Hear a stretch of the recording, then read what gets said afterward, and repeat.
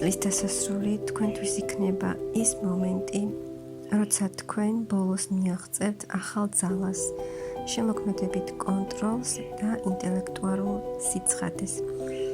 იქნება ბრძოლა, თავდაცვა, კონკურენცია და გამოწვევების სამსახურში ან თქვენს პირად მიზნებში, მაგრამ ეს ყველაფერი მიგიყვანთ გამარჯვებამდე. ასევე მნიშვნელოვანი არჩევანი ურთიერთობასთან დაკავშირებით.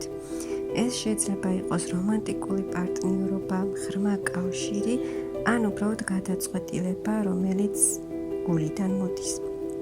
წლის დასასრული იქნება სიყვარულით და ჰარმონიით გაჯერებული.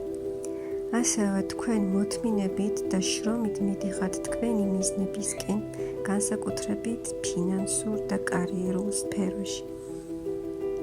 ეს არის სანდო პასუხისმგებლიანი ენერგია, ანუ შედეგები ნელა, მაგრამ უსაფრთხოდ მოდის.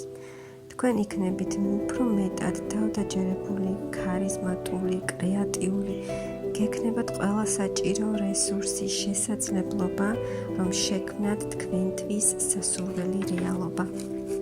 მოგივათ ახალი იდეები, ახალი კომუნიკაცია, სიახლეები, ან ინტელექტუალური სიცხადე. ეს შეიძლება იყოს ახალი შესაძლებლობა სწავლაში, მოგზაურობაში ან კომუნიკაციაში. საერთო შედეგი ამ წლის დასასრულის დასრულდება ძალის და თავდაჯერებულობის განცდით.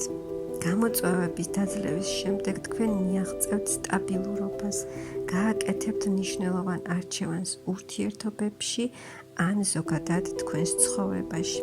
ახალი იდეები კი გაგიხსნით კარს უკვე მომდევნო ახალი წელიწადისთვის.